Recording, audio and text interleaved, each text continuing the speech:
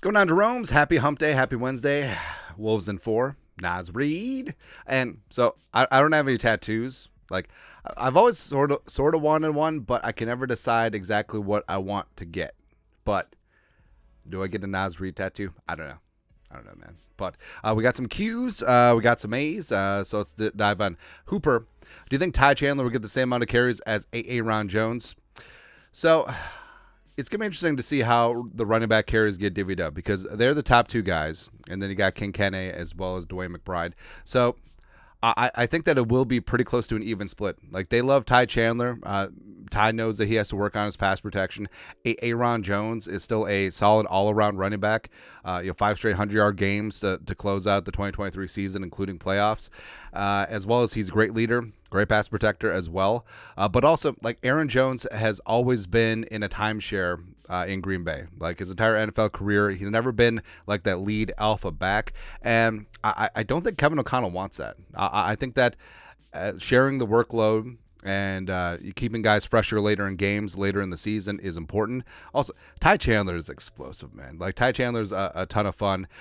Was a monster in the Bengals game. I don't know why they didn't give him the rock on 3rd and inches and 4th and inches instead of doing the tush push with Brandon Powell. But so I think that I wouldn't say like same carries, like it might be like a 60-40 split with Jones or Chandler, but Ty Chandler's certainly going to get that work as well. Number 2, Hooper again. Do you think Khyree Jackson has a chance to be a starter by week 4? So if he stops putting the game film, practice film on Instagram, sure. But Khyree Jackson, Brian Flores already waxed poetically about him. Wants the body receivers on the outside. Now, could he have like a specialized role early on where it's matchup dependent? Where if you have a larger outside the number of receivers, Khyree Jackson is going to be that guy. Yes, I think that you could find a very specific role for him. But OTAs right now, the starters are Shaq Griffin and Caleb Evans on the outside with Mekhi Blackmon working in, Murphy Jr. In the slot. So it's a spot too. Like, veterans are always going to get the advantages. Incumbents, it just happens like that.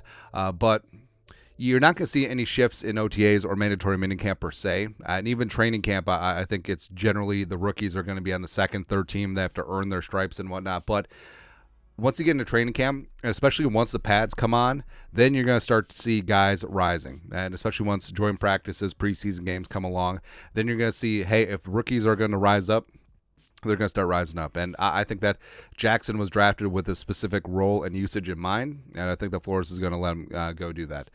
Next up, number 3, Matthew MKF. If both McCarthy and Darnold are balling out, what do you do? So this is a spot where Ty goes to the veteran, and even if it's not Ty, like J.J. McCarthy could look even better than Sam Darnold in preseason training camp, and I still think that Sam Darnold will start. Now, does Darnold hang on to the job? That remains to be seen. We talked about Paul Allen, PA, voice of the Vikings, predicting that Darnold's going to be starting in every single game, which would be honestly one of the best scenarios. And for all the reasons why McCarthy could work out, Darnold certainly could as well. And plus, I mean, Sam's got to have that chip on his shoulder. And also, don't discount his season in San Francisco where he was around a good team with weapons and good coaching. And I think that could carry over to the Vikings. But honestly, that would be a great scenario where it comes down to preseason is done, training camp is done, and Kevin O'Connell still has a decision heading into week 1 against the Giants. I think it could be a good spot. Also, JCMN.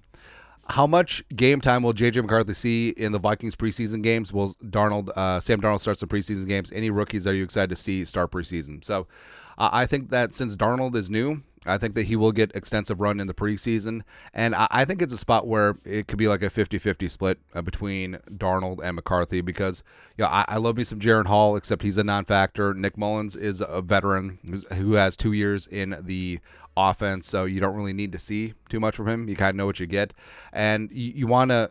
It behooves you to get McCarthy as many snaps as possible, but also since Darnold is new in this offense, you want to see a little something too. So it could be a spot where all 3 preseason games, you got Darnold in for 2-3 series, and then McCarthy the rest of the way. Maybe Mullins gets a little bit in there, but either way, like the fans want to see McCarthy, and of course the coaching staff wants to see McCarthy in game situations, get some tape on him, and even if he doesn't play down in the regular season, outside of garbage time when the Vikings are up 50-0, because Sam Darnold threw for 350 and 4 touchdowns. It would be good for his development going forward. Other rookies I'm excited to see. I'm excited to see in preseason. Let's see here. Dallas Turner. I think Walter Rouse could be something. I really think so. Same thing with Juergens. LDR is going to be fantastic. Gabriel Murphy. Yeah, but I mean, I'm excited to see everyone. Hell. Lastly, so this is fun. Jack Buttram, what are your top 5 ongoing jokes on this channel that fly over most people's heads? Mine is when you say so-and-so's ass. Thank you from the beloved Viking Everson Griffin on Kirk Cousins now.